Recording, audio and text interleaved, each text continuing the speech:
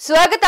ನಾನು ಕಾವ್ಯ ಹೆಗಡೆ. ಇದೀಗ ಈ ದಿನದ ಪ್ರಮುಖ ಸುದ್ದಿ. ಡಿಸಿಎಂ ನೇಮಕವಾದ್ರೆ ನಾನು ಸರ್ಕಾರದಿಂದ ದೂರ ಉಳಿವೆ ಅಂತ ಡಿಕೆ ಶಿವಕುಮಾರ್ ಅವರು ಹೇಳಿಕೆಯನ್ನ ನೀಡಿದ್ದಾರೆ. ಲೋಕಸಭೆಗೆ ಸಚಿವರ ಸ್ಪರ್ಧೆ ಸಮೀಕ್ಷೆಯನ್ನ ನಡೆಸಿ ಹೈಕಮಾಂಡ್ ಹೇಳಿಕೆಯನ್ನ ನೀಡಿದೆ ಅಂತ ಎಂಪಿ ಪಾಟೀಲ್ ಅವರು ಹೇಳಿದ್ದಾರೆ. ಗ್ಯಾರಂಟಿಗಳ ಸಮರ್ಪಕ ಅನುಷ್ಠಾನಕ್ಕೆ ಅನುಮತಿಯನ್ನ ನೀಡಲಾಗಿದೆ ಅಂತ ಹೇಳಿ ಸಿದ್ದರಾಮಯ್ಯ ಅವರು ಹೇಳಿಕೆಯನ್ನ ನೀಡಿದ್ದಾರೆ. ಭಾರತ ಈಗ ವಿಶ್ವಮಿತ್ರ ಅಂತ ಹೇಳಿ ಮೋದಿ ಅವರು ಹೇಳಿಕೆಯನ್ನ ನೀಡಿದ್ದಾರೆ. 3 ಪ್ರಕರಣಗಳಲ್ಲಿ ಆಂಧ್ರದ ಮಾಜಿ ಸಿಎಂ ಚಂದ್ರಬಾಬು ಅವರಿಗೆ ಜಾಮೀನು ಸಿಕ್ಕಿದೆ. ಡಿಸಿಎಂ ನೇಮಕ ಆದ್ರೆ ನಾನು ಸರ್ಕಾರದಿಂದಲೇ ದೂರ ಉಳಿತೇನೆ ಅಂತ ಹೇಳಿ ಡಿಕೆ ಶಿವಕುಮಾರ್ ಅವರು ಹೇಳಿಕೆಯನ್ನ ನೀಡಿದ್ದಾರೆ. ಯಾಕಾಗಿ ಈ ಹೇಳಿಕೆಯನ್ನ ನೀಡಿದ್ರು? 3 ಉಪಮುಖ್ಯಮಂತ್ರಿಗಳ ಸ್ಥಾನವನ್ನ ಕೊಡೋದ್ರ ಬಗ್ಗಾಗಿ ಚರ್ಚೆ ನಡೀತಾ ಇತ್ತು. ಈ ಚರ್ಚೆಗೆ ವಿರುದ್ಧವಾಗಿ ಡಿಕೆ ಶಿವಕುಮಾರ್ ಅವರು ಹೇಳಿಕೆಯನ್ನ ನೀಡಿದ್ದಾರೆ. ಏನಾದ್ರೂ ಡಿಸಿಎಂ ನೇಮಕ ಆದ್ರೆ ನಾನು ಸರ್ಕಾರದಿಂದ ದೂರ ಉಳಿತೇನೆ ಅಂತ ಹೇಳಿ ಡಿಕೆ ಶಿವಕುಮಾರ್ ಅವರು ಹೇಳಿಕೆ ನೀಡಿದ್ದಾರೆ. ಹಾಗಾದ್ರೆ ಏನದು ಸುದ್ದಿ ಅಂತೀರಾ? ಇಲ್ಲಿದೆ ನೋಡಿ. ರಾಜ್ಯ ಕಾಂಗ್ರೆಸ್ ತಳಪಾಯದಲ್ಲಿ 3 ಡಿಸಿಎಂ ಹುದ್ದೆ ಸೃಷ್ಟಿಸುವ ಕೂಗು ಮತ್ತೆ ಜೋರಾಗಿಯೇ ನಡೀತಾ ಇದೆ. ಸಿಎಂ ಸಿದ್ದರಾಮಯ್ಯ ಅವರ ಸರ್ಕಾರ ಪ್ರಭಾವಿ ಸಚಿವರು 3 ಉಪಮುಖ್ಯಮಂತ್ರಿಗಳ ಹುದ್ದೆಗಳನ್ನ ಸೃಷ್ಟಿ ಮಾಡಲು ಒತ್ತಡವನ್ನ ಹಾಕಿದ್ರೆ ಡಿಸಿಎಂ ಡಿಕೆ ಶಿವಕುಮಾರ್ ಅವರು ತೀವ್ರ ಅಸಮಾಧಾನವನ್ನ ಹೊರಹಾಕಿದ್ದಾರೆ. ರಾಜ್ಯ ಕಾಂಗ್ರೆಸ್ ಉಸ್ತುವಾರಿಗಳಾಗಿರುವಂತಹ ರಣದೀಪ್ ಸಿಂಗ್ ಸುರ್ಜೇವಾಲ್ ಬಳಿ ಡಿಕೆ ಶಿವಕುಮಾರ್ ಅವರು ಖಡಕ್ ಆಗಿ ತಮ್ಮ ಅಭಿಪ್ರಾಯವನ್ನ ತಿಳಿಸುವ ಮೂಲಕ ರಾಜಕೀಯದ ಚೆಕ್ಮೇಟ್ ಅನ್ನ ಮಾಡಿದ್ದಾರೆ. ಲೋಕಸಭಾ ಚುನಾವಣೆ ಸಮೀಪ ಬರ್ತಾ ಇರುವ ಸಂದರ್ಭದಲ್ಲೇ ಡಿಸಿಎಂ ಹುದ್ದೆಗಾಗಿ ಕಾಂಗ್ರೆಸ್ನಲ್ಲೂ ಕದನ ಶುರುವಾಗಿದೆ. ಅದು ಗೊತ್ತಿರುವಂತಹ ವಿಚಾರವಾಗಿದೆ. ಪ್ರಭಾವಿ ಸಚಿವರು 3 ಡಿಸಿಎಂ ಹುದ್ದೆ ಸೃಷ್ಟಿಗೆ ಸರ್ಕಸ್ ನಡೆಸಿದ ಬೆನ್ನಲ್ಲೇ ಡಿಸಿಎಂ ಡಿಕೆ ಶಿವಕುಮಾರ್ ಅವರು ಫೀಲ್ಡ್ಗೆ ಇಳಿದಿದ್ದಾರೆ. ಡಿಸಿಎಂ ಹುದ್ದೆ ಬಗ್ಗೆ ರಾಜ್ಯ ಉಸ್ತುವಾರಿಗಳಾಗಿರುವಂತಹ ರಣದೀಪ್ ಸಿಂಗ್ ಸುರ್ಜೇವಾಲ್ ಅವರ ಜೊತೆ ಡಿಕೆಶಿ ಅವರು ಮಾತನಾಡಿದ್ದಾರೆ. ಈ ವೇಳೆ ಡಿಕೆ ಶಿವಕುಮಾರ್ ಅವರು ಡಿಸಿಎಂ ಹುದ್ದೆ ಸೃಷ್ಟಿ ಆದ್ರೆ ನನ್ನ ಅಸಮಾಧಾನ ಇದೆ ಅಂತ ಹೇಳಲಾಗ್ತಾ ಇದೆ. ರಣದೀಪ್ ಸಿಂಗ್ ಸುರ್ಜೇವಾಲ್ ಜೊತೆ ಡಿಸಿಎಂ ಹುದ್ದೆ ಬಗ್ಗೆ ಮಾತನಾಡಿರುವ ಡಿಕೆ ಶಿವಕುಮಾರ್ ಅವರು ಒಂದೇ ಮಾತನ್ನ ಹೇಳಿದ್ದಾರೆ. 3 ಡಿಸಿಎಂ ಆಯ್ಕೆಯಾದ್ರೆ ಸರ್ಕಾರದಿಂದ ದೂರ ಹೋಗ್ತೇನೆ ಅಂತ ಹೇಳಿದ್ದಾರೆ. ಡಿಕೆ ಶಿವಕುಮಾರ್ ಅವರ ಅಭಿಪ್ರಾಯವನ್ನ ಕೇಳಿ ರಣದೀಪ್ ಸಿಂಗ್ ಶಾಕ್ ಆಗಿದ್ದಾರೆ. ಸಿಎಂ ಸಿದ್ದರಾಮಯ್ಯ ಸರ್ಕಾರ 3 ಡಿಸಿಎಂ ಹುದ್ದೆಗಳ ನೇಮಕವಾದ್ರೆ ಸರ್ಕಾರದಿಂದ ದೂರ ಹೋಗ್ತೇನೆ, ನಾನು ಸರ್ಕಾರದ ಭಾಗವಾಗಿ ಮುಂದುವರಿಯೋದಿಲ್ಲ ಅಂತ ಖಡಕ್ ಆಗಿ ಡಿಕೆ ಶಿವಕುಮಾರ್ ಅವರು ಹೇಳಿಕೆಯನ್ನ ನೀಡಿದ್ದಾರೆ. ಕಾಂಗ್ರೆಸ್ ಹೈಕಮಾಂಡ್ ಬಯಸಿದ್ರೆ ಕೆಪಿಸಿಸಿ ಅಧ್ಯಕ್ಷನಾಗಿ ಕಾರ್ಯವನ್ನ ನಿರ್ವಹಿಸ್ತೇನೆ ಅಂತ ಸುರ್ಜೇವಾಲ್ ಅವರಿಗೆ ಡಿಕೆ ಶಿವಕುಮಾರ್ ಅವರು ತಮ್ಮ ಅಭಿಪ್ರಾಯವನ್ನ ತಿಳಿಸಿದ್ದಾರೆ. ರಾಜ್ಯ ನಾಯಕರ ಅಭಿಪ್ರಾಯ ಸಂಗ್ರಹಿಸಿರುವ ರಣದೀಪ್ ಸಿಂಗ್ ಅವರು ಡ್ಯಾಮೇಜ್ ಕಂಟ್ರೋಲಿಂಗ್ಗೆ ಮುಂದಾಗಿದ್ದಾರೆ. ಲೋಕಸಭಾ ಚುನಾವಣೆಗಾಗಿ ರಾಜ್ಯ ನಾಯಕರ ಸಜ್ಜಾಗುತ್ತಾ ಇರುವ ಈ ಸಂದರ್ಭದಲ್ಲಿ 3 ಡಿಸಿಎಂ ನೇಮಕದ ಬಗ್ಗೆ ಕಾತುರದ ನಿರ್ಧಾರವನ್ನ ತೆಗೆದುಕೊಳ್ಳೋದಿಲ್ಲ ಅಂತ ತಿಳಿಸಿದ್ದಾರೆ. ಸಚಿವರು ತಮ್ಮದೇ ಅಭಿಪ್ರಾಯಗಳನ್ನ ವ್ಯಕ್ತಪಡಿಸಿದ್ದಾರೆ. ದೆಹಲಿಯಲ್ಲಿ ಎಲ್ಲರ ಅಭಿಪ್ರಾಯಗಳ ಕುರಿತು ಚರ್ಚೆಗಳು ನಡೀತಾನೆ ಇದೆ. ದೆಹಲಿಯಲ್ಲಿ ಚರ್ಚೆ ಮಾಡಿದ ಬಳಿಕ 3 ಡಿಸಿಎಂ ಆಯ್ಕೆ ಬಗ್ಗೆ ತೀರ್ಮಾನವನ್ನ ಕೈಗೊಳ್ತೇನೆ, ಯಾವುದೇ ದುಡುಕಿನ ನಿರ್ಧಾರವನ್ನ ತೆಗೆದುಕೊಳ್ಳೋದಿಲ್ಲ ಅಂತ ಹೇಳಿದ್ದಾರೆ. ಲೋಕಸಭೆ ಸದಸ್ಯರ ವಿಚಾರವಾಗಿ ಸಮೀಕ್ಷೆಯನ್ನ ನಡೆಸಿ ಅಂತ ಹೈಕಮಾಂಡ್ ಹೇಳಿಕೆಯನ್ನ ನೀಡಿದೆ ಅಂತ ಹೇಳಿ ಎಂಪಿ ಪಾಟೀಲ್ ಅವರು ಹೇಳಿದ್ದಾರೆ. ನಾನು ಚುನಾವಣೆಯಲ್ಲಿ ನಿಂತ್ರೆ ಖಂಡಿತವಾಗೂ ಗೆಲ್ತೇನೆ ಅಂತ ಕೂಡ ಇವರು ಹೇಳಿದ್ದಾರೆ. ಹಾಗಾದ್ರೆ ಯಾವೆಲ್ಲ ಮಾತನ್ನ ಎಂಪಿ ಪಾಟೀಲ್ ಅವರು ಹೇಳಿದ್ದಾರೆ ಅನ್ನೋದನ್ನ ಕೇಳ್ಕೊಂಡು ಬರೋಣ ಬನ್ನಿ. ಲೋಕಸಭೆಗೆ ಸಚಿವರ ಸ್ಪರ್ಧೆ ವಿಚಾರವಾಗಿ ಸಮೀಕ್ಷೆಯನ್ನ ನಡೆಸಿ ಹೈಕಮಾಂಡ್ ತೀರ್ಮಾನವನ್ನ ಕೈಗೊಳ್ಳಲಿದೆ ಅಂತ ಸಚಿವ ಎಂಪಿ ಪಾಟೀಲ್ ಅವರು ತಿಳಿಸಿದ್ದಾರೆ. ಕೆಪಿಸಿಸಿ ಕಚೇರಿಯಲ್ಲಿ ಮಾತನಾಡಿದ ಇವರು ಲೋಕಸಭೆಗೆ ಸಚಿವರ ಸ್ಪರ್ಧೆ ವಿಚಾರವಾಗಿ ಹೈಕಮಾಂಡ್ ಸಮೀಕ್ಷೆ ಮಾಡಲಿದೆ, ಸ್ಥಳೀಯ ಮುಖಂಡರು ಹಾಗೂ ಸಚಿವರ ಅಭಿಪ್ರಾಯವನ್ನ ಪಡೆದುಕೊಳ್ಳಲಿದೆ ಅಂತ ಹೇಳಿದ್ದಾರೆ. ಚುನಾವಣೆಯಲ್ಲಿ ಸಚಿವರು ನಿಂತರೆ ನಿಶ್ಚಿತವಾಗಿ ಗೆಲ್ಲುತ್ತೇವೆ ಎಂದಿದ್ದಾರೆ. ಈ ಬಗ್ಗೆ ಹೈಕಮಾಂಡ್ ಚರ್ಚಿಸಿ ಮುಂದಿನ ನಿರ್ಧಾರವನ್ನ ಕೈಗೊಳ್ಳುತ್ತೇವೆ ಅಂತ ಇದೇ ಸಂದರ್ಭದಲ್ಲಿ ತಿಳಿಸಿದ್ದಾರೆ.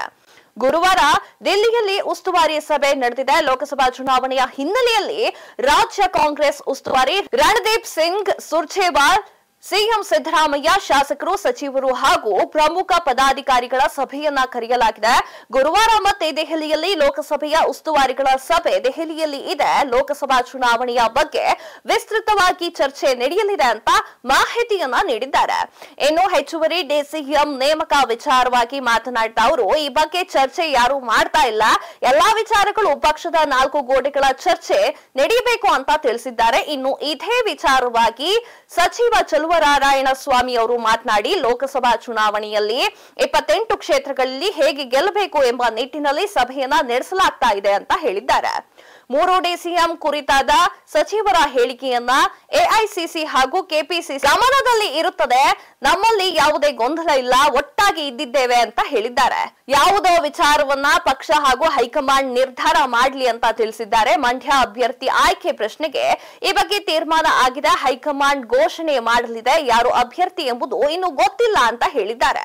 ರಾಜ್ಯದಲ್ಲಿ ಕಾಂಗ್ರೆಸ್ ಸರ್ಕಾರ ಇರುವ ಹಿನ್ನೆಲೆಯಲ್ಲಿ ಅತಿ ಹೆಚ್ಚು ಸೀಟುಗಳನ್ನ ಗೆಲ್ಲಬೇಕೆಂದು ಪಣವನ್ನ ತೊಟ್ಟಿರುವ ಕಾಂಗ್ರೆಸ್ ಚುನಾವಣೆಯಲ್ಲಿ ಕನಿಷ್ಠ 10 ಹಿರಿಯ ಸಚಿವರು ಕಣಕ್ಕೆ ಇಳಿಯಬೇಕು ಅಂತ ಹೈಕಮಾಂಡ್ ಚಿಂತನೆಯನ್ನ ನಡೆಸಿದೆ ಅಂತ ಹೇಳಿದ್ದಾರೆ. ಈ ಹಿಂದಿನ ವಿಧಾನಸಭಾ ಚುನಾವಣೆಯಲ್ಲಿ ಕಾಂಗ್ರೆಸ್ ಗೆಲುವಿನಲ್ಲಿ ಪ್ರಮುಖ ಪಾತ್ರವನ್ನ ವಹಿಸಿತ್ತು. ಇದೀಗ ಅವರು ರಾಜ್ಯದಲ್ಲಿ ಸಮೀಕ್ಷೆಯನ್ನ ನಡೆಸಿ ಸಚಿವರನ್ನ ಕಣಕ್ಕಿಳಿಸುವ ಬಗ್ಗೆ ಸಲಹೆಯನ್ನ ನೀಡಿದ್ದಾರೆ. ಪ್ರಭಾವಿ ಸಚಿವರು ಸ್ಪರ್ಧಿಸಿದರೆ ಗೆಲ್ಲಲು ಸಾಧ್ಯವಾಗುತ್ತದೆ ಅಂತ ಹೇಳಿದ್ದಾರೆ. ಈ ಸಲಹೆಯನ್ನ ಹೈಕಮಾಂಡ್ ಗಂಭೀರವಾಗಿ ಪರಿಗಣಿಸಿದೆ ಅಂತ ಇವರು ತಿಳಿಸಿದ್ದಾರೆ. ಬಿಜೆಪಿಯ ಗೆಲುವನ್ನ ಕಾಂಗ್ರೆಸ್ ನಿರೀಕ್ಷೆ ಮಾಡ್ತಾ ಇದೆ ಅಂತ ಹೇಳಿ ಅನಂತಕುಮಾರ್ ಹೆಗಡೆ ಅವರು ಹೇಳಿಕೆಯನ್ನ ನೀಡಿದ್ದಾರೆ.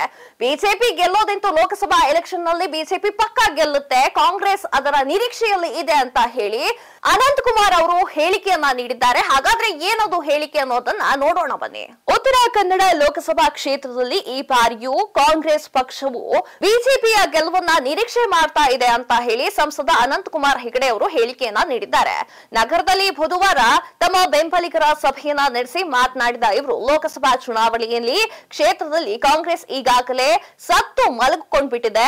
ಕಳೆದ ಚುನಾವಣೆಯಲ್ಲಿ ಇಡೀ ದಕ್ಷಿಣ ಭಾರತದಲ್ಲಿ ಯಾರಿಗೂ ಸಿಗದ ಬಹುಮತ ನಮಗೆ ಸಿಕ್ಕಿದೆ. ಆ ದಾಖಲೆ ಮೀರಿಸುವ ಪ್ರಯತ್ನ ಈ ಬಾರಿ ಆಗಲಿದೆ. ಇದಕ್ಕೆ ಪೂರ್ವ ಪೀಠಿಕೆಯಾಗಿ ಕ್ಷೇತ್ರದಲ್ಲಿ ಕೆಲಸ ಆರಂಭವಾಗಿದೆ. ಪ್ರತಿ ಬಾರಿಯಂತೆ 2024ರ ಚುನಾವಣೆಯಲ್ಲಿಯೂ ಕೂಡ ಕಾಂಗ್ರೆಸ್ ಈ ಕ್ಷೇತ್ರದಲ್ಲಿ ಬಿಜೆಪಿ ಗೆಲ್ಲುವುದು ಪಕ್ಕಾ ಇದೆ ಅಂತ ಹೇಳಿದ್ದಾರೆ. ಬೌಲಿಂಗ್ ಇಲ್ಲದೆ ಬ್ಯಾಟಿಂಗ್ ಅನ್ನ ಮಾಡೋಕ್ಕಾಗಲ್ಲ. ಉತ್ತಮ ಬೌಲಿಂಗ್ ಮಾಡುವವರಿಗೆ ಸಿಕ್ಸರ್ ಬಾರಿಸೋದು ಮಾತ್ರ ದಾಂಡಿಗನಿಗೆ ಖುಷಿ ತರುತ್ತದೆ. ಸಿದ್ದರಾಮಯ್ಯನಂತಹ ಬೌಲರ್ ಬಿಜೆಪಿ ವಿರುದ್ಧ ಬೌಲಿಂಗ್ ಮಾಡಬೇಕು. ಹೀಗೆ ಕಾಂಗ್ರೆಸ್ನವರು ಪ್ರತಿರೋಧ ಮಾಡ್ತಾ ಇದ್ರೆ ಬಿಜೆಪಿ ಅವರಿಗೆ ಗೆಲ್ಲೋಕೆ ಅನುಕೂಲವಾಗುತ್ತದೆ. ಫೆಬ್ರವರಿ ಮೊದಲ ವಾರದಲ್ಲಿ ಬಿಜೆಪಿ ಮಹಾಶಕ್ತಿ ಕೇಂದ್ರದ ಮುಖ್ಯಸ್ಥರ ಭೇಟಿಯನ್ನ ಮಾಡಲು ತೀರ್ಮಾನವನ್ನ ಮಾಡಿದ್ದೇನೆ. ತಳಮಟ್ಟದವರೆಗೂ ಕಾರ್ಯಕರ್ತರನ್ನ ಸಂಘಟಿಸುತ್ತೇನೆ. ವಿರೋಧಿಗಳು ಏನೇ ಚರ್ಚೆ ಮಾಡಿದ್ರು ಚುನಾವಣಾ ಸಂಗ್ರಾಮದ ಒಳಾಂತರಂಗದ ಬೇರೇನೂ ಇಲ್ಲ. ಅದಕ್ಕೆ ತಕ್ಕಂತೆ ನಮ್ಮ ಟೀಮ್ ಈಗಾಗಲೇ ಸಿದ್ಧವಾಗಿದೆ. ನಂತರ ಪಕ್ಷ ಸಂಘಟನೆ ಸಂಬಂಧ 50ಕ್ಕೂ ಹೆಚ್ಚು ಬೆಂಬಲಿಗರ ಜೊತೆ ಮಾತುಕತೆಯನ್ನ ನಡೆಸಲಿದ್ದೇವೆ ಅಂತ ಅನಂತಕುಮಾರ್ ಹೆಗಡೆ ಅವರು ತಿಳಿಸಿದ್ದಾರೆ. ಗ್ಯಾರಂಟಿಗಳ ಸಮರ್ಪಕ ಅನುಷ್ಠಾನಕ್ಕೆ ಸಮಿತಿಯನ್ನ ರಚನೆ ಮಾಡಲಾಗಿದೆ ಅಂತ ಹೇಳಿ ಸಿದ್ದರಾಮಯ್ಯ ಅವರು ಹೇಳಿಕೆಯನ್ನ ನೀಡಿದ್ದಾರೆ. ಎಷ್ಟರ ಮಟ್ಟಿಗೆ ಎಲ್ಲೆಲ್ಲಿ ಗ್ಯಾರಂಟಿಗಳು ತಲುಪ್ತಾ ಇದೆ ಅನ್ನೋದ್ರ ಬಗ್ಗೆ ಸಮಿತಿಯನ್ನ ಮಾಡಲಾಗಿದೆ ಅಂತ ಅವರು ವಿವರಣೆಯನ್ನ ನೀಡಿದ್ದಾರೆ. ಸಮಿತಿಯಲ್ಲಿ ಏನೇನಿದೆ ಅನ್ನೋದ್ರ ಬಗ್ಗೆ ಮಾಹಿತಿಯನ್ನ ಕೊಡ್ತೀವಿ ನೋಡಿ. ರಾಜ್ಯ, ಜಿಲ್ಲಾ ಹಾಗೂ ತಾಲೂಕು ಮಟ್ಟದಲ್ಲಿ ಗ್ಯಾರಂಟಿ ಯೋಜನೆಗಳ ಅನುಷ್ಠಾನದ ಸಮಿತಿಯನ್ನ ರಚನೆ ಮಾಡಲಾಗುವುದು ಅಂತ ಮುಖ್ಯಮಂತ್ರಿ ಸಿದ್ದರಾಮಯ್ಯ ಅವರು ಘೋಷಣೆಯನ್ನ ಮಾಡಿದ್ದಾರೆ. ಕೆಪಿಸಿಸಿ ಕಚೇರಿಯಲ್ಲಿ ಬುಧವಾರ ನಡೆದ ಜಿಲ್ಲಾ ಕಾಂಗ್ರೆಸ್ ಸಮಿತಿಯ ಅಧ್ಯಕ್ಷರು ಹಾಗೂ ಜಿಲ್ಲಾ ಉಸ್ತುವಾರಿ ಸಚಿವರ ಸಭೆಯಲ್ಲಿ ಇವರು ಮಾತನಾಡಿದ್ದಾರೆ. ವಿಧಾನಸಭೆಯಲ್ಲೂ ಒಂದು ಸಮಿತಿ ಇರಲಿದ್ದು ರಾಜ್ಯ ಮಟ್ಟದಲ್ಲಿ ಅಧ್ಯಕ್ಷರು 5 ಜನ ಉಪಾಧ್ಯಕ್ಷರು ಇರಲಿದ್ದಾರೆ. ಅಧ್ಯಕ್ಷರಾದವರಿಗೆ ಸಂಪುಟ ದರ್ಜೆ ಸ್ಥಾನ ಇರಲಿದೆ. ಉಪಾಧ್ಯಕ್ಷರಿಗೆ ರಾಜ್ಯ ಸಚಿವ ಸ್ಥಾನವನ್ನ ನೀಡಲಾಗುವುದು. ಸುಮಾರು 31 ಜನ ಸದಸ್ಯರು ಇದರಲ್ಲಿ ಇದ್ದಾರೆ. ಎಲ್ಲ ಕಾರ್ಯಕರ್ತರು ಇದ್ದಾರೆ. 31 ಜಿಲ್ಲಾ ಮಟ್ಟದ ಒಬ್ಬ ಅಧ್ಯಕ್ಷರು ಹಾಗೂ ಉಪಾಧ್ಯಕ್ಷರು ಹಾಗೂ ಸದಸ್ಯರು ಇರಲಿದ್ದಾರೆ. ಅವರಿಗೆ ಕಚೇರಿಯ ವ್ಯವಸ್ಥೆ ಹಾಗೂ ಗೌರವ ಧನ ನೀಡುವ ವ್ಯವಸ್ಥೆ ಆಗಲಿದೆ ಹಾಗೂ 50,000 ಪ್ರತಿ ತಿಂಗಳು ನೀಡಲಾಗುವುದು. 21 ಸದಸ್ಯರು ಇರಲಿದ್ದು 224 ಕ್ಷೇತ್ರಗಳಲ್ಲಿ ಅಧ್ಯಕ್ಷರು ಹಾಗೂ 11 ಸದಸ್ಯರು ಇರುತ್ತಾರೆ. ಅವರಿಗೆ ಗೌರವ ಧನ ಹಾಗೂ ಸಿಟ್ಟಿಂಗ್ ಫೀಸ್ ಸಹ ಕೊಡಲಾಗುವುದು ಅಂತ ಇವರು ತಿಳಿಸಿದ್ದಾರೆ. ರಾಜ್ಯಕ್ಕೆ ಇದು ದೊಡ್ಡ ಹೊರೆಯೇನಲ್ಲ. ಪರಿಣಾಮಕಾರಿಯಾದ ಗ್ಯಾರಂಟಿಗಳ ಅನುಷ್ಠಾನವಾಗಬೇಕು ಎಂಬ ಕಾರಣಕ್ಕೆ 16 ಕೋಟಿ ಭರಿಸುತ್ತಿದ್ದೇವೆ. ಅಪಪ್ರಚಾರಕ್ಕಾಗಿ ಉತ್ತರ ನೀಡಲು ಈ ಸಮಿತಿಯನ್ನ ರಚನೆ ಮಾಡಲಾಗಿದೆ ಅಂತ ಸಿದ್ದರಾಮಯ್ಯ ಅವರು ಹೇಳಿದ್ದಾರೆ. ಕಾರ್ಯಕರ್ತರಲ್ಲದವರಿಗೆ, ಶಾಸಕ ಅಲ್ಲದವರಿಗೆ, ಸಂಸದರು ಅಲ್ಲದವರಿಗೆ ಸಮಿತಿ ಸದಸ್ಯತ್ವ ದೊರೆಯಲಿದೆ. ವಿವಿಧ ಇಲಾಖೆಗಳ ಸಮಿತಿಗಳನ್ನ ಕೂಡಲೇ ರಚಿಸಲು ಆಯಾ ಇಲಾಖೆಯ ಸಚಿವರ ವಿವೇಕಕ್ಕೆ ಬಿಟ್ಟಿದ್ದು, ಹೆಸರುಗಳನ್ನ ಪಡೆಯುವಾಗ ನಮ್ಮ ಶಾಸಕರು ಸಂಸದರ ಸಲಹೆಯನ್ನ ಪಡೆಯುವಂತೆ ಸೂಚನೆ ಕೂಡ ಮಾಡಲಾಗಿದೆ. ಹಲವು ಶಾಸಕರಿಗೆ ವಿಧಾನಸಭಾ ಟಿಕೆಟ್ ದೊರೆಯುವವರಿಗೆ ಅವಕಾಶವನ್ನ ಕಲ್ಪಿಸಿಕೊಡಲಾಗುವುದು ಅಂತ ಸಿದ್ದರಾಮಯ್ಯ ಅವರು ಹೇಳಿದ್ದಾರೆ. 2 ವರ್ಷಗಳ ಅವಧಿ ಇರಲಿದೆ. ಕಾರ್ಯಕರ್ತರ ಶ್ರಮದಿಂದ ಪಕ್ಷ ಗಟ್ಟಿಯಾಗಿದೆ ಅಂತ ಹೇಳಿದ್ದಾರೆ. ಚುನಾವಣೆಯನ್ನ ನಾವು ಗೆಲ್ಲಲೇಬೇಕು. ಇಷ್ಟೆಲ್ಲ ಮಾಡಿ ನಾವು ಗೆಲ್ಲದೆ ಹೋದರೆ ನಮಗೆ ಹಿನ್ನಡೆ ಆಗುತ್ತದೆ. ನಾವು ಗೆಲ್ಲಬೇಕು, 28ಕ್ಕೆ 28 ಸೀಟನ್ನ ಗೆಲ್ಲಬೇಕು, ಕನಿಷ್ಠ 26 ಸೀಟನ್ನಾದ್ರೂ ಗೆಲ್ಲಬೇಕು. ಜನರ ನಾಡಿ ಮಿಡಿತ ನಮ್ಮ ಪರವಾಗಿ ಇರೋದ್ರಿಂದ ಅಪಪ್ರಚಾರದಿಂದ ನಮ್ಗೆ ಏನು ಕೂಡ ಆಗೋದಿಲ್ಲ, ಸಕಾರಾತ್ಮಕವಾಗಿರ್ಬೇಕು ಅಂತ ಮುಖ್ಯಮಂತ್ರಿಗಳು ತಿಳಿಸಿದ್ದಾರೆ. ಭಾರತ ಈಗ ವಿಶ್ವದ ಮಿತ್ರ ಅಂತ ಮೋದಿ ಅವರು ಹೇಳಿಕೆಯನ್ನ ಕೊಟ್ಟಿದ್ದಾರೆ. ಯುವ ಜನರು ನಮ್ಮ ಭಾರತ ದೇಶದಲ್ಲಿದ್ದಾರೆ, ಹಲವಾರು ಸಂಶೋಧನೆಗಳನ್ನ ಯುವ ಜನರು ಮಾಡ್ತಾ ಇದ್ದಾರೆ. ಅದಕ್ಕೋಸ್ಕರ ಭಾರತದ ಎಲ್ಲಾ ದೇಶಗಳು ಕೂಡ ಭಾರತದ ಮಿತ್ರ ಅಂತ ಹೇಳ್ಕೊಂಡಿದ್ದಾರೆ. ಹಾಗಾದ್ರೆ ಏನದು ಸುದ್ದಿ ಅಂತೀರಾ? ಇಲ್ಲಿದೆ ನೋಡಿ ಮಾಹಿತಿ. ಜಾಗತಿಕ ಬೆಳವಣಿಗೆಯ ಇಂಜಿನ್ ಆಗಿರುವ ಭಾರತವನ್ನ ವಿಶ್ವದಾರ್ಹ ಸ್ನೇಹಿತನಾಗಿ ಮತ್ತು ಸ್ಥಿರತೆಯ ಆಧಾರ ಸ್ತಂಭವಾಗಿ ಪರಿಗಣಿಸಲಾಗ್ತಾ ಇದೆ. ತಂತ್ರಜ್ಞಾನದ ಕೇಂದ್ರ ಹಾಗೂ ಪ್ರತಿಭಾವಂತರ ಯುವ ಸಮೂಹ ಶಕ್ತಿ ಕೇಂದ್ರವಾಗಿಯೂ ಭಾರತ ಹೊರಹೊಮ್ಮುತ್ತಾ ಇದೆ ಅಂತ ಪ್ರಧಾನಿ ನರೇಂದ್ರ ಮೋದಿ ಅವರು ಹೇಳಿಕೆಯನ್ನ ನೀಡಿದ್ದಾರೆ. ವೈಬ್ರೆಂಟ್ ಗುಜರಾತ್ ಜಾಗತಿಕ ಸಮಾವೇಶದ 10ನೇ ಆವೃತ್ತಿಯನ್ನ ಉದ್ಘಾಟಿಸಿ ಬುಧವಾರ ಇವರು ಮಾತನಾಡಿದ್ದಾರೆ. ಜಗತ್ತಿನ ಮುಂಚೂಣಿ ರಾಷ್ಟ್ರಗಳ ಪಟ್ಟಿ ಶೀಘ್ರವಾಗಿ ಬದಲಾವಣೆ ಆಗುತ್ತದೆ. ಈಗ ಭಾರತ ವಿಶ್ವ ಮಿತ್ರನಾಗಿ ಮುಂಚೂಣಿಯಲ್ಲಿ ಬರ್ತಾ ಇದೆ. ಇನ್ನು ಕೆಲವೇ ವರ್ಷಗಳಲ್ಲಿ ಅತಿದೊಡ್ಡ ಆರ್ಥಿಕತೆಯ ವಿಶ್ವದ 3ನೇ ಪ್ರಮುಖ ಸ್ಥಾನವನ್ನ ಭಾರತ ತೆಗೆದುಕೊಳ್ಳುತ್ತೆ. ಇಡೀ ಜಗತ್ತು ಒಂದೇ ಗುರಿಯತ್ತ ಸಾಗುತ್ತಿರುವ ಹಾಗೂ ಅದನ್ನ ಸಹಕಾರಗೊಳಿಸುತ್ತಿರುವ ಭರವಸೆಯನ್ನ ವಿಶ್ವ ಮಿತ್ರನಾಗಿ ಭಾರತ ನೀಡ್ತಾ ಇದೆ. ಉತ್ತಮ ಸ್ನೇಹಿತ ಹಾಗೂ ಪ್ರಮುಖ ಆಧಾರ ಸ್ತಂಭವಾಗಿರುವ ಭಾರತವು ಜಗತ್ತಿನ ಹಿತದೃಷ್ಟಿಯಿಂದ ಜನಕೇಂದ್ರೀಯ ಅಭಿವೃದ್ಧಿಯತ್ತ ತಮ್ಮ ಗಮನವನ್ನ ಹರಿಸ್ತಾ ಇದೆ ಅಂತ ಮೋದಿ ಅವರು ಹೇಳಿಕೆಯನ್ನ ನೀಡಿದ್ದಾರೆ. ಭಾರತ ಸ್ವತಂತ್ರ ಪಡೆದ 75ನೇ ವರ್ಷದನ್ನ ಇತ್ತೀಚೆಗೆ ಆಚರಣೆಯನ್ನ ಮಾಡಿದ್ದೇವೆ. ಮುಂದಿನ 25 ವರ್ಷಗಳಲ್ಲಿ ನಾವು 100 ವರ್ಷ ಪೂರೈಸುತ್ತೇವೆ. ಮುಂದಿನ 25 ವರ್ಷಗಳು ಭಾರತದ ಪಾಲಿಗೆ ಅಮೃತಗಳಿಗೆ. ಈ ಅವಧಿಯನ್ನ ಭಾರತವನ್ನ ಅಭಿವೃದ್ಧಿ ಹೊಂದಿದ ರಾಷ್ಟ್ರವನ್ನಾಗಿ ಮಾಡುವ ಗುರಿಯನ್ನ ಹೊಂದಲಾಗಿದೆ ಎಂದು ಪ್ರಧಾನಿ ನರೇಂದ್ರ ಮೋದಿ ಅವರು ಹೇಳಿಕೆಯನ್ನ ನೀಡಿದ್ದಾರೆ. ಸುಮಾರು 30 ವರ್ಷಗಳಿಂದ ಮೌನ ವ್ರತವನ್ನ ಮಾಡ್ತಾ ಇದ್ರು ಒಬ್ಬ ವೃದ್ಧೆ. ಈಗ ಆ ಮೌನ ವ್ರತವನ್ನ ಮುರಿಯುವ ಸಮಯ ಬಂದಿದೆ. ಯಾಕಾಗಿ ಮೌನ ವ್ರತವನ್ನ ಕೈಗೊಂಡಿದ್ರು ಅಂತಂದ್ರೆ, ಈ ರಾಮ ಮಂದಿರ ಪ್ರತಿಷ್ಠಾಪನೆ ಆಗ್ಬೇಕು ಅಂತ ಹರಕೆಯನ್ನ ಕಟ್ಕೊಂಡಿದ್ರು. ಆದ್ಮೇಲೆ ತಾನು ಮೌನವನ್ನ ಮುರಿದು ಮಾತನಾಡ್ತೇನೆ ಅಂತ ಹೇಳಿದ್ರು. 30 ವರ್ಷಕ್ಕಿಂತ ಹೆಚ್ಚಿಗೆ ಅವರು ಮೌನ ವ್ರತದಲ್ಲಿ ಭಾಗಿಯಾಗಿದ್ರು. ಅವರು ಪ್ರತಿದಿನನೂ ಮಾತನಾಡ್ತಾ ಇರ್ಲಿಲ್ಲ. ಹಾಗಾದ್ರೆ ಯಾರು ಅವರು ವೃದ್ಧೆ ಅನ್ನೋದ್ರ ಬಗ್ಗೆ ಸಂಕ್ಷಿಪ್ತ ಮಾಹಿತಿಯನ್ನ ಕೊಡ್ತೀವಿ ನೋಡಿ.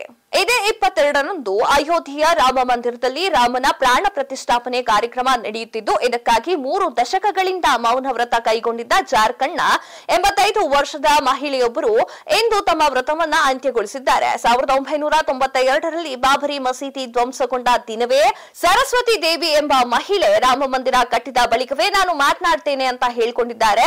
ಅಲ್ಲಿಯವರೆಗೂ ಮೌನ ವ್ರತವನ್ನ ಆಚರಿಸುತ್ತೇನೆ ಅಂತ ಪ್ರತಿಜ್ಞೆ ಕೂಡ ಮಾಡಿದ್ರಂತೆ.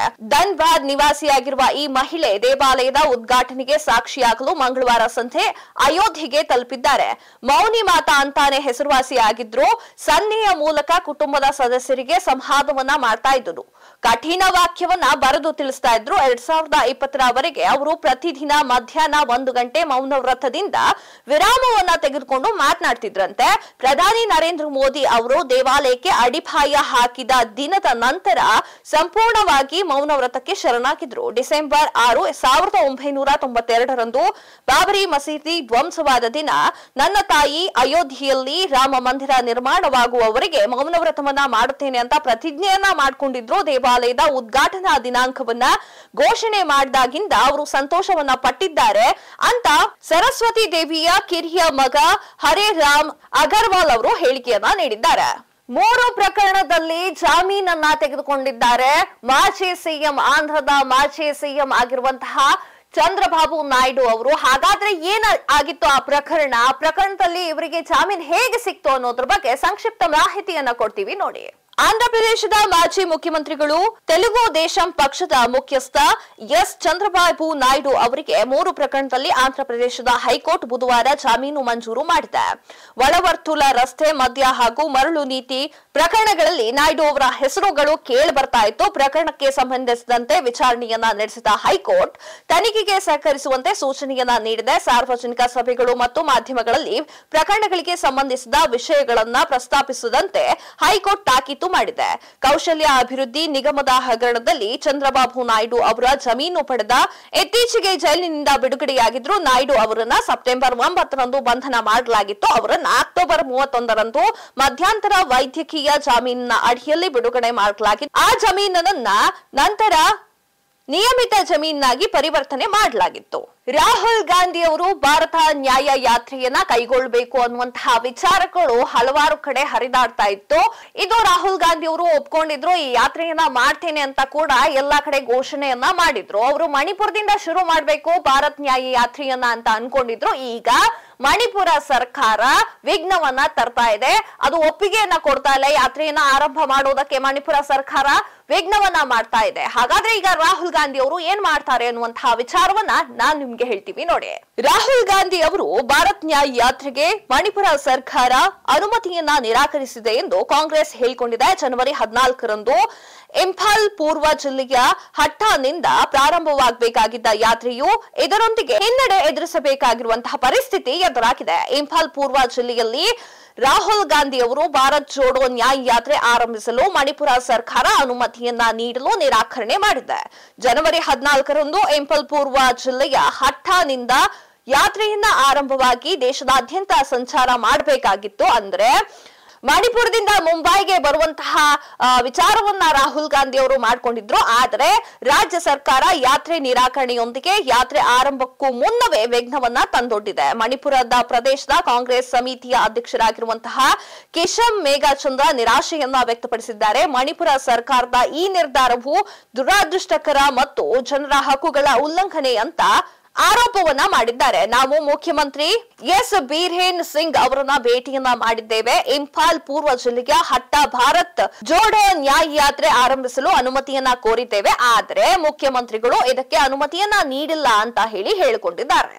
ಇದಿಷ್ಟು ಈ ದಿನದ ಸುದ್ದಿ. ಮತ್ತಷ್ಟು ಸುದ್ದಿಗಳಿಗಾಗಿ ನೋಡ್ತಾ ಇರಿ ಲಯನ್ ಟಿವಿ.